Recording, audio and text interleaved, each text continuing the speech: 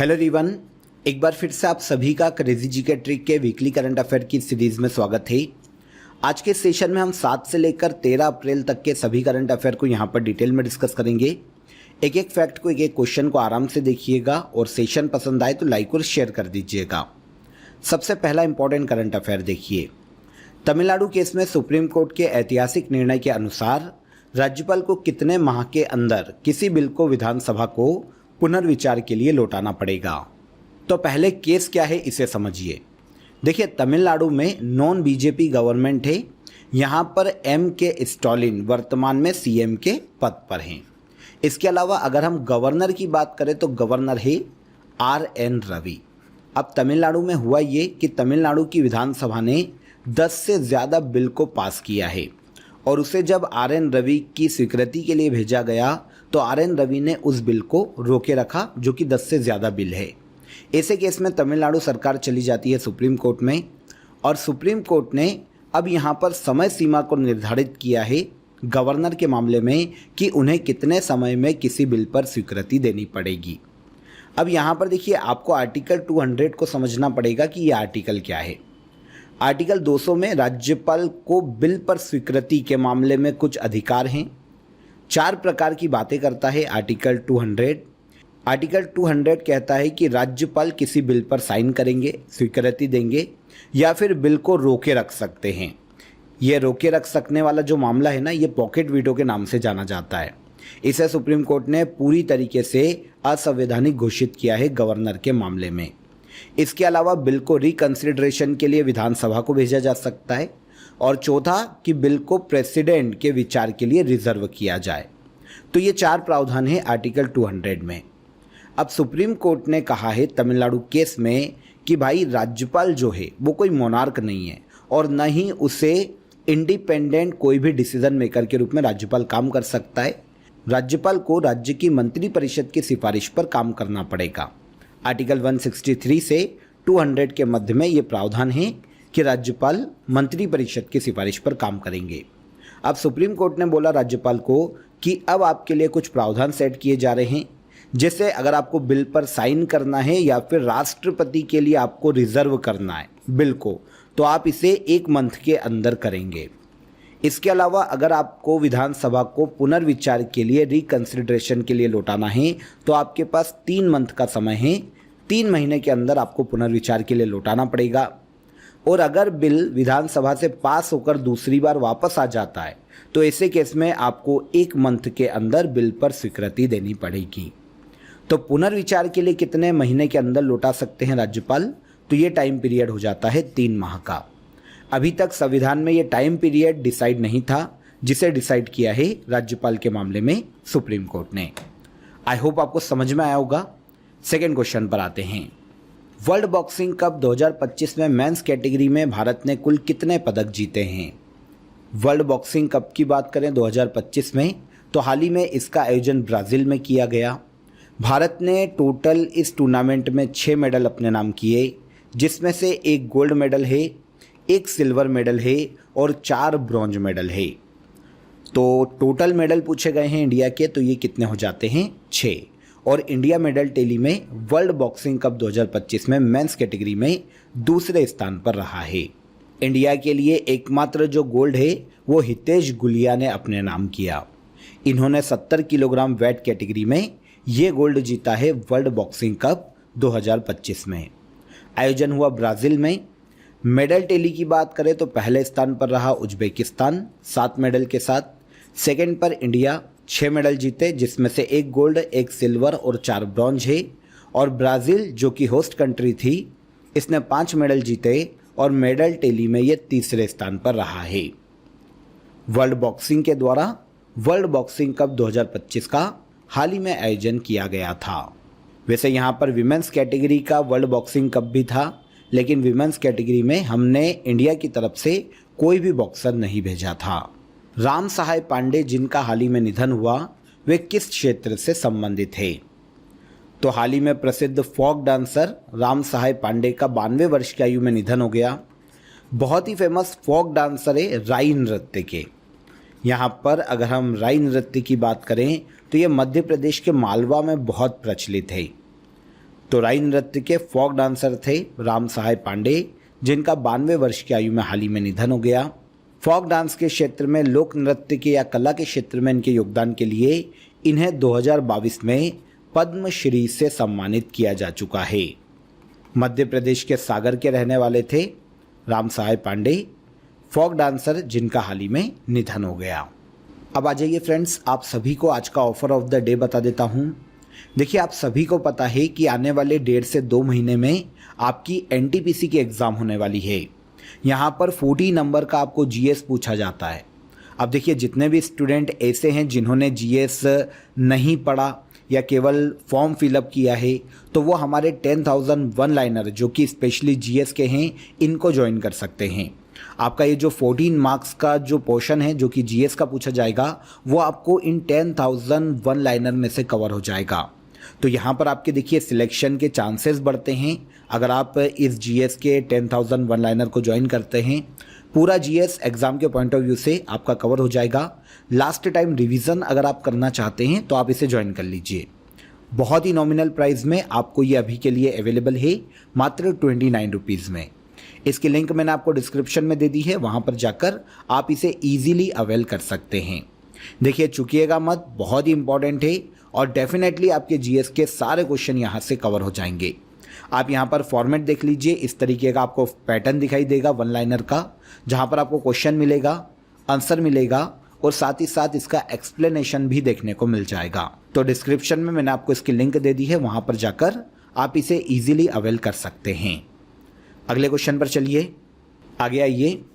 चर्चा में रही डोकरा कला मुख्य रूप से भारत के किस राज्य से संबंधित है? तो डोकरा कला का अगर हम संबंध देखें तो मध्य भारत में जो स्टेट है जैसे छत्तीसगढ़, झारखंड, ओडिशा, तेलंगाना, यहाँ पर डोकरा कला बहुत ही फेमस है। अभी सुर्खियों में इसलिए थी क्योंकि भारत के पीएम नरेंद्र मोदी ने थाईलैंड की यात्रा के दौरान थाईलैंड के पीएम को डोकरा कला से बनी एक पीकॉक बोट गिफ्ट की थी, जिसके कारण डोकरा कला अभी सुर्खियों में आ गया था। मध्य भारत में डोलकरा डामर जनजाति का निवास था जो कि डोकरा कला में बहुत ही पारंगत है। 2018 में तेलंगाना के आदिलाबाद में जो डोकरा कला है उसे जीआई टैग दिया जा चुका है। तो डोकरा कला यहाँ पर जो राज्य हैं उनकी बात करें तो ये छत्तीसगढ़ राज्य से यहाँ पर संबंधित है। डोकरा कला में एनिमल जो देवी देवता होते हैं, नृत्य करती हुई आकृति होती है, आभूषण जो होते हैं उन्हें बनाया जाता है। जीपी दृष्टि पहल किस राज्य में शुरू की गई है? तो जीपी दृष्टि इनिशिएटिव को शुरू करने का श्रेय दिया जाता है गुजरात पुलिस को। देखिए, कैजुअली होता क्या है कि अगर कहीं भी क्राइम होता है तो ऐसे केस में पुलिस को उस क्राइम लोकेशन पहुंचने में बहुत टाइम लगता है। इसलिए गुजरात पुलिस ने एक तरीका निकाला और ड्रोन को भेजना शुरू किया। मतलब अब क्राइम की जगह पर ड्रोन भेजा जाएगा, जिससे ड्रोन पुलिस से पहले पहुंचकर निगरानी भी कर पाएगा और क्राइम के बारे में पुलिस को जानकारी भी दे पाएगा। सूरत और अहमदाबाद में इसे शुरू किया गया था पायलट प्रोजेक्ट के रूप में और अब इसे पूरे गुजरात में लागू किया जा रहा है। हालांकि ड्रोन की कमी के कारण केवल अभी 33 पुलिस स्टेशन ही यहाँ पर कवर किए गए हैं। लेकिन क्वेश्चन हमारा ये है कि जीपी दृष्टि इनिशिएटिव किस राज्य में शुरू किया गया? तो ये शुरू किया गया है गुजरात में। 10 अप्रैल को महावीर जयंती मनाई गई। महावीर स्वामी जैन धर्म के कौन से तीर्थकर थे? तो आप सभी को पता होना चाहिए कि 2025 में 10 अप्रैल को महावीर जयंती मनाई गई। जैन धर्म के 24वें तीर्थकर थे महावीर स्वामी, जिनके जन्म दिवस के उपलक्ष्य में महावीर जयंती को 10 अप्रैल को सेलिब्रेट किया गया। महावीर स्वामी का जन्म 599 ईस्वी पूर्व में वैशाली कुंडल ग्राम में हुआ था, जो कि वर्तमान में बिहार में आता है, और इनकी मृत्यु 527 ईस्वी पूर्व में 72 वर्ष की आयु में हुई थी बिहार के पावापुरी में। महावीर स्वामी जैन धर्म के 24वें तीर्थकर थे। इन्हें रिजुपालिका नदी के किनारे जिम्भिका ग्राम में एक वृक्ष के नीचे 12 साल की कठोर तपस्या के बाद ज्ञान की प्राप्ति हुई थी। कभी कभी महावीर स्वामी का चिन्ह पूछा जाता है तो ये सिंह है। जैन धर्म के सबसे पहले तीर्थकर ऋषभ देव जी थे, जिनका प्रतीक है बैल। 23वें तीर्थकर पार्श्वनाथ देव थे, जिनका प्रतीक है सांप, और 24वें तीर्थकर है महावीर स्वामी, जिनका प्रतीक है सिंह। महावीर जयंती से हमारा क्वेश्चन है कि 2025 में कब मनाई गई, तो ये 10 अप्रैल को मनाई गई है। इंटरनेशनल बुकर प्राइज़ के लिए शॉर्टलिस्ट होने वाली पहली कन्नड़ भाषा की किताब कौन सी है? इंटरनेशनल बुकर प्राइज़, देखिए इंग्लिश लैंग्वेज में ट्रांसलेट किसी भी ऐसे उपन्यास या नॉवेल को इंटरनेशनल बुकर प्राइज़ दिया जा सकता है जो कि यूके या आयरलैंड में प्रकाशित हुआ हो। शर्त यह है कि किसी और लैंग्वेज का होना चाहिए और उसका ट्रांसलेशन होना चाहिए इंग्लिश में। अभी इंटरनेशनल बुकर प्राइज़ 2025 के लिए शॉर्टलिस्ट की गई है भारत की पहली कन्नड़ भाषा की किताब, जिसका नाम है हार्ट लैम्प। अब देखिए, हार्ट लैम्प एक इंग्लिश नाम है। एक्चुअल में ये बुक इंग्लिश ट्रांसलेशन है जो कि किया है दीपा भास्ती ने। अब इसकी कन्नड़ भाषा की किताब को लिखा है बानू मुस्ताक ने। कन्नड़ में इसका नाम है येदया हंदाते। कन्नड़ भाषा की है तो कन्नड़ नाम है इसका। तो बानू मुस्ताक ने कन्नड़ भाषा में बुक को लिखा। इसका इंग्लिश ट्रांसलेशन हार्ट लैम्प के नाम से दीपा भास्ती के द्वारा किया गया। अब इसे इंटरनेशनल बुकर प्राइज़ के लिए हाल ही में शॉर्टलिस्ट किया गया। 2024 में जेनी एरफेनबेक द्वारा लिखी गई और माइकल फॉरमैन के द्वारा ट्रांसलेट की गई बुक कायरोस को इंटरनेशनल बुकर प्राइज़ दिया गया था। और 2020 में भारत की गीतांजलि श्री की लिखित पुस्तक टॉम्ब ऑफ सैंड, जिसका इंग्लिश ट्रांसलेशन डेजी रॉकवेल ने किया था, इसे इंटरनेशनल बुकर प्राइज़ दिया गया था। अब 2025 के लिए कन्नड़ भाषा की पहली ऐसी बुक जो कि शॉर्टलिस्ट की गई हार्ट लैम्प है। यहाँ पर याद रखिएगा कि अभी प्राइज़ नहीं दिया गया, केवल शॉर्टलिस्ट की गई है। इसके बाद सांबा वाथल, जिसे हाल ही में जीआई टैग दिया गया, किसकी किस्म है? तो सांबा वाथल की बात करें तो ये मिर्ची की किस्म है जो कि भारत के तमिलनाडु राज्य में उगाई जाती है। तमिलनाडु के विरुधुनगर एक जिला है जहाँ पर स्थानीय रूप से इस मिर्ची को उगाया जाता है। स्वाद में ये काफ़ी तीखी होती है और इसका जो कलर है वो बहुत ही लाल देखने को मिलता है। सांबा वाथल इसका स्थानीय नाम है, जिसे 2025 में हाल ही में जीआई टैग दिया गया। किस राज्य में उगाई जाती है? तो भारत के तमिलनाडु राज्य में। दुनिया का पहला 3D प्रिंटेड रेलवे स्टेशन किस देश के द्वारा बनाया गया है? तो दुनिया का पहला 3D प्रिंटेड रेलवे स्टेशन, इसे बनाने का श्रेय दिया जाता है जापान को। देखिए यहाँ पर 3D प्रिंटेड रेलवे स्टेशन का मतलब क्या है? देखिए, जो रेलवे स्टेशन है ना, उसकी दीवारें या जो ऊपर की जो सीलिंग है, उन्हें वर्कशॉप में बनाया जाता है 3D प्रिंटेड मशीन के द्वारा और फिर उन्हें एक स्थान पर ले जाकर उसे असेंबल किया जाता है। इस तरीके से जापान की वेस्ट जापान रेलवे कंपनी ने दुनिया का पहला 3D printed railway station Japan के अरीदा शहर में बनाया है।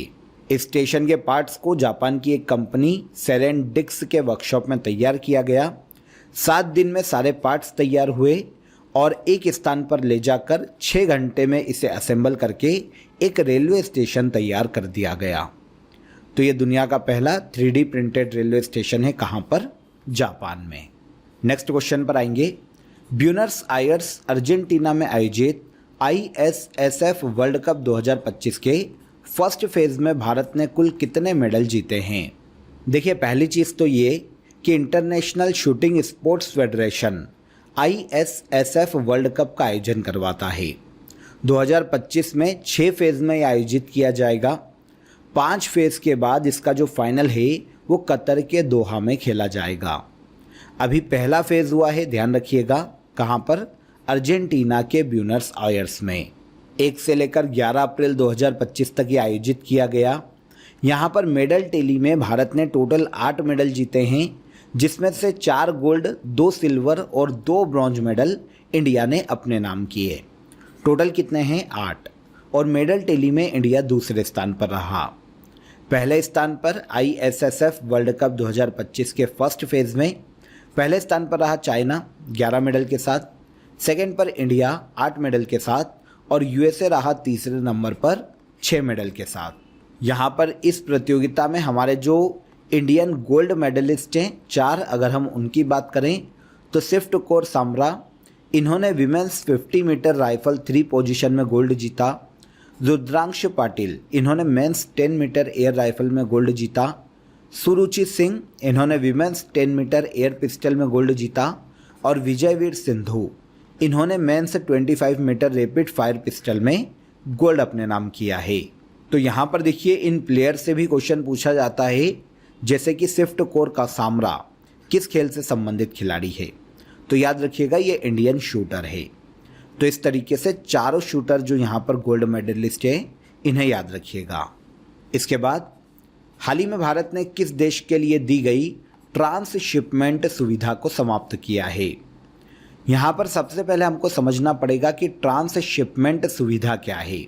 तो देखिए किसी भी देश को भारत के पोर्ट या एयरपोर्ट को यूज़ करने का अधिकार दिया जाता है जिन पोर्ट या एयरपोर्ट से वो किसी तीसरे देश को अपना माल एक्सपोर्ट कर सकते हैं, मतलब हमारे बंदरगाह और पोर्ट का ये यूज़ करते हैं।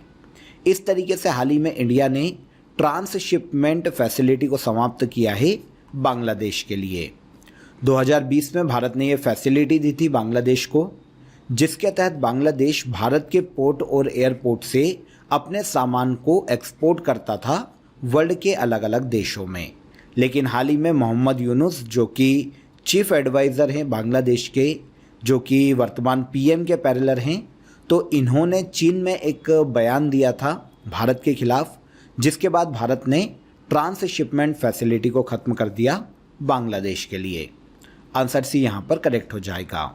इंडिया ने बताया है कि भैया हमारे पोर्ट और जो एयरपोर्ट हैं उन पर काफ़ी ज़्यादा दबाव है, बहुत ज़्यादा भीड़ है, इसीलिए हम बांग्लादेश को अब ट्रांसशिपमेंट फैसिलिटी आगे कंटिन्यू नहीं कर पाएंगे। प्रधानमंत्री नरेंद्र मोदी को मित्र विभूषण पुरस्कार किस देश के द्वारा प्रदान किया गया। तो भारत के पीएम नरेंद्र मोदी को श्रीलंका के प्रेसिडेंट अनुरा कुमारा दिसानायके के द्वारा हाल ही में मित्र विभूषण अवार्ड से सम्मानित किया गया है। किस देश के द्वारा? श्रीलंका। श्रीलंका में ये गैर नागरिकों के लिए सर्वोच्च श्रीलंकाई सम्मान है जो कि श्रीलंका की गवर्नमेंट के द्वारा दिया जाता है। इसकी शुरुआत श्रीलंका में 2008 में की गई थी और अभी 2025 में मित्र विभूषण श्रीलंका के द्वारा भारत के पीएम नरेंद्र मोदी को दिया गया। आपको ये चीज़ पता होना चाहिए कि हाल ही में 2025 में ही मॉरिशस के सर्वोच्च सम्मान grand officer of the order of the star and की ऑफ द इंडियन ओशियन और बारबाडोस का वहाँ का जो सम्मान है order of freedom of Barbados, ये दोनों ही भारत के पीएम नरेंद्र मोदी को दिए जा चुके हैं। और अब मित्र विभूषण किसने दिया? श्रीलंका ने। इसके बाद हाल ही में युन सुक योल को महाभियोग के द्वारा पद से हटाया गया। वे किस देश के राष्ट्रपति थे? तो युन सुक योल ये दक्षिण कोरिया के प्रेसिडेंट थे। दक्षिण कोरिया की पार्लियामेंट में इन्हें वहां पर इम्पीचमेंट की प्रोसीजर के द्वारा हटाया गया है। दिसंबर 2024 में जो अपोजिशन पार्टीज थी उन्होंने राष्ट्र विरोधी गतिविधियों का आरोप लगाया था युन सुक योल पर। इसके बाद युन सुक योल पर वहां की पार्लियामेंट में महाभियोग लाया गया और अब महाभियोग के पास होने के बाद युन सुक योल को दक्षिण कोरिया के प्रेसिडेंट के पद से हटा दिया गया। अब वहां पर अगले 60 दिनों में नया प्रेसिडेंट चुना जाएगा। तो कहाँ के प्रेसिडेंट थे? तो ये दक्षिण कोरिया के प्रेसिडेंट थे। इंडियन कॉन्स्टिट्यूशन के आर्टिकल 61 में राष्ट्रपति को हटाने की प्रक्रिया का उल्लेख किया गया है, महाभियोग की प्रक्रिया का उल्लेख किया गया है। खेलो इंडिया यूथ गेम्स 2025 का आयोजन मई में किस राज्य में किया जाएगा? तो खेलो इंडिया यूथ गेम्स 2025 में मई माह में बिहार में आयोजित किए जाएंगे। 4 से लेकर 15 मई तक 2025 में इनका आयोजन बिहार में किया जाने वाला है। आपको यहाँ पर खेलो इंडिया के बारे में पता होना चाहिए। खेलो इंडिया यूथ गेम्स युवाओं के लिए एक केंद्रीय खेल प्रतियोगिता है। हर साल इसका आयोजन किया जाता है और पहली बार इसकी शुरुआत 2018 में की गई थी। 2024 में इसका आयोजन तमिलनाडु में किया गया पिछले संस्करण का, जिसमें पहले स्थान पर महाराष्ट्र राज्य रहा था, सेकेंड पर मेडल टेली में तमिलनाडु रहा और थर्ड पर लास्ट ईयर हरियाणा था। और अब खेलो इंडिया यूथ गेम्स 2025 में बिहार राज्य में आयोजित किए जाएंगे। अगला क्वेश्चन देखिए, अंतर्राष्ट्रीय आपराधिक न्यायालय से बाहर निकलने वाला यूरोपीय संघ का पहला देश कौन बना है? देखिए यहाँ पर पहले इंटरनेशनल क्रिमिनल कोर्ट को समझ लेते हैं कि ये क्या है। एक इंटर गवर्नमेंटल ऑर्गेनाइजेशन है जो कि इंटरनेशनल लेवल पर एक कोर्ट के रूप में काम करता है। इसका हेडक्वार्टर नीदरलैंड के द हेग में देखने को मिलता है और 2002 में इसकी स्थापना की गई थी। देखिए, इंटरनेशनल क्रिमिनल कोर्ट ये किसी भी व्यक्ति द्वारा किए गए क्राइम के बारे में निर्णय देता है, जबकि अगर हम इंटरनेशनल कोर्ट ऑफ जस्टिस की बात करें तो ये दो देशों के मध्य के किसी भी डिस्प्यूट को सुलझाता है। तो दोनों में माइनर सा अंतर है। यहाँ पर बात की जा रही है इंटरनेशनल क्रिमिनल कोर्ट की, जिससे बाहर होने वाला यूरोपीय संघ का पहला देश बना है हंगरी। यहाँ पर आंसर हो जाएगा आंसर सी। अगस्ता मलाई बायोस्फीयर्स रिजर्व को किस वर्ष UNESCO world network of biospheres reserve के रूप में मान्यता दी गई थी? पहले तो हम ये समझें कि अगस्ता मलाई बायोस्फीयर्स रिजर्व कहाँ स्थित है। तो पश्चिमी घाट के सबसे दक्षिणी छोर में केरला और तमिलनाडु में फैला हुआ है अगस्ता मलाई बायोस्फीयर्स रिजर्व। सुप्रीम कोर्ट ने देखिए हाल ही में आदेश दिया है कि अगस्ता मलाई रिजर्व क्षेत्र के सारे कब्जे हटाए जाने चाहिए और जो गैर वन काम यहाँ पर किए जा रहे हैं उन्हें खत्म किया जाना चाहिए। जिसके बाद अभी अगस्ता मलाई बायोस्फीयर्स रिजर्व सुर्खियों में था। इसे UNESCO world network of biospheres reserve के रूप में 2016 में मान्यता दी गई थी। हमारा अगला क्वेश्चन है, भारत का पहला न्यूक्लियर सबमरीन बेस INS वर्षा कहाँ स्थापित किया जा रहा है? तो देखिए 2026 तक भारत आंध्र प्रदेश में भारत का पहला न्यूक्लियर सबमरीन बेस INS वर्षा को स्थापित करेगा, जो कि वर्षा प्रोजेक्ट का हिस्सा है। यहाँ पर प्रोजेक्ट वर्षा की बात करें तो इंडियन नेवी के द्वारा शुरू किया गया एक क्लासिफाइड नेवल इंफ्रास्ट्रक्चर प्रोजेक्ट है। भारत की मैरीटाइम स्ट्राइक कैपेबिलिटी को बे ऑफ बंगाल और इंडियन ओशन में मजबूती प्रदान करना वर्षा प्रोजेक्ट का मुख्य उद्देश्य है। इसी के तहत भारत का पहला न्यूक्लियर सबमरीन बेस INS वर्षा आंध्र प्रदेश में स्थापित किया जा रहा है। विश्व स्वास्थ्य दिवस कब मनाया जाता है? हर साल वर्ल्ड हेल्थ डे की बात करें तो ये 7 अप्रैल को मनाया जाता है। पूरे वर्ल्ड में हेल्थ के प्रति लोगों को जागरूक करना, अवेयरनेस फैलाना और ग्लोबल हेल्थ इश्यूज पर ध्यान केंद्रित करना वर्ल्ड हेल्थ डे को मनाए जाने का मुख्य उद्देश्य है। सबसे पहली बार 1950 में इसे सेलिब्रेट किया गया था। इसे सेलिब्रेट किया जाता है WHO के स्थापना दिवस के रूप में, जो कि 7 अप्रैल 1948 में किया गया था। लेकिन पहली बार इसके उपलक्ष्य में वर्ल्ड हेल्थ डे कब सेलिब्रेट किया गया? 1950 में। 2025 की थीम की बात करें तो हेल्दी बिगनिंग्स होपफुल फ्यूचर्स 2025 में वर्ल्ड हेल्थ डे की थीम है। कब मनाया जाता है? 7 अप्रैल को। अगला क्वेश्चन, फाइनेंशियल ईयर 2023-24 में भारत को सबसे अधिक प्रेषण किस देश से प्राप्त हुआ? यहाँ पर देखिए पहले प्रेषण या रेमिटेंस को समझते हैं कि ये क्या होता है। किसी भी देश के नागरिक, मान लो इंडियन हैं, वो किसी और देश में जाकर पैसा कमाते हैं और फिर अपने देश में वो पैसा भेजते भी होंगे, तो इसे कहा जाता है रेमिटेंस। किसी और देश में इंडियंस के द्वारा पैसा कमाकर इंडिया में वापस भेजना, अपने देश में भेजना। तो फाइनेंशियल ईयर 2023-24 में भारत को सबसे अधिक प्रेषण प्राप्त हुआ है USA से।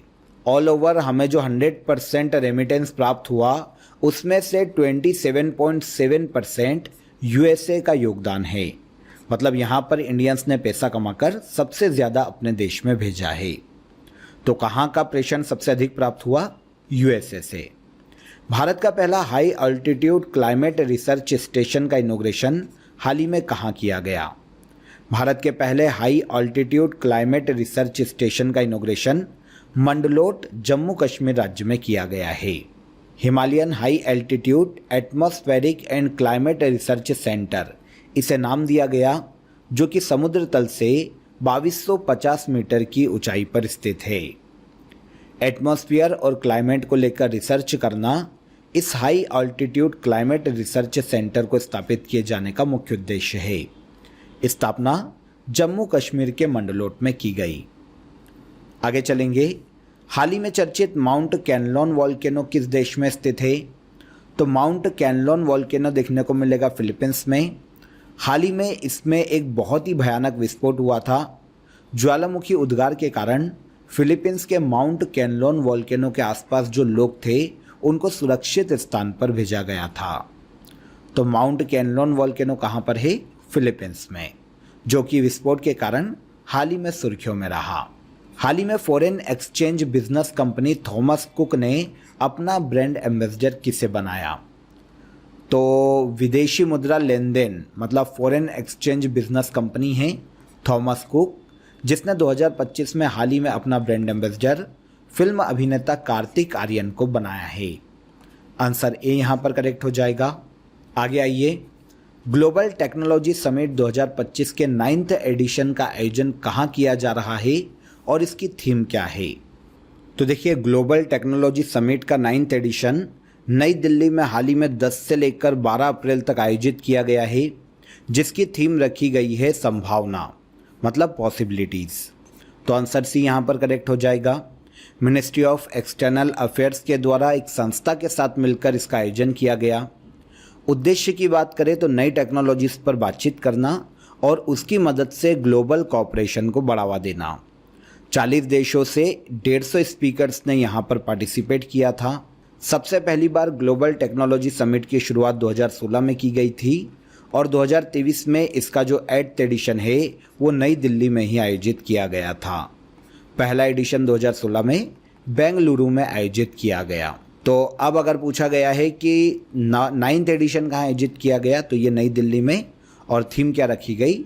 संभावना, पॉसिबिलिटीज़। राष्ट्रपति द्रौपदी मुर्मू को सिटी की ऑफ ऑनर सम्मान किस शहर के मेयर के द्वारा प्रदान किया गया? तो भारत की प्रेसिडेंट द्रौपदी मुर्मू को पुर्तगाल के लिस्बन शहर के मेयर के द्वारा सिटी की ऑफ ऑनर सम्मान से हाल ही में सम्मानित किया गया। भारत की प्रेसिडेंट द्रौपदी मुर्मू 2 दिवसीय पुर्तगाल की यात्रा पर थी। यहाँ पर लिस्बन शहर के मेयर के द्वारा इन्हें सिटी की ऑफ ऑनर से सम्मानित किया गया था। तो आंसर सी यहाँ पर करेक्ट हो जाएगा। इसके बाद आज के वीकली करंट अफेयर का सबसे लास्ट क्वेश्चन देखिए। हाल ही में भारत सरकार द्वारा शुरू की गई इलेक्ट्रॉनिक्स कंपोनेंट्स मैन्युफैक्चरिंग स्कीम के लिए कितना बजट आवंटित किया गया है? देखिए, हाल ही में भारत सरकार ने इलेक्ट्रॉनिक कंपोनेंट मैन्युफैक्चरिंग स्कीम को लॉन्च किया, जिसके लिए 22,919 करोड़ रुपए का बजट सेंट्रल गवर्नमेंट ने आवंटित किया है। भारत में इलेक्ट्रॉनिक्स सेक्टर को मजबूत बनाना, इलेक्ट्रॉनिक्स मैन्युफैक्चरिंग को बढ़ाना इलेक्ट्रॉनिक्स कंपोनेंट मैन्युफैक्चरिंग स्कीम का मुख्य उद्देश्य है, जिसके लिए केंद्र सरकार ने 22,919 करोड़ रुपए हाल ही में आवंटित किए हैं। क्लियर? तो यहाँ पर देखिए, वीकली करंट अफेयर के आज के इस सेशन में हमने 7 से लेकर 13 अप्रैल तक के सभी करंट अफेयर को डिटेल में डिस्कस किया, एक एक फैक्ट को समझा। आई होप आपको सेशन पसंद आया होगा। वीडियो पसंद आया हो तो वीडियो को लाइक और शेयर कर दीजिए। चैनल पर पहली बार आए हैं तो चैनल को सब्सक्राइब कर लीजिए। कल फिर मुलाकात करेंगे नेक्स्ट डे के करंट अफेयर में। तब तक अपना ख्याल रखिए। जय हिंद, जय भारत।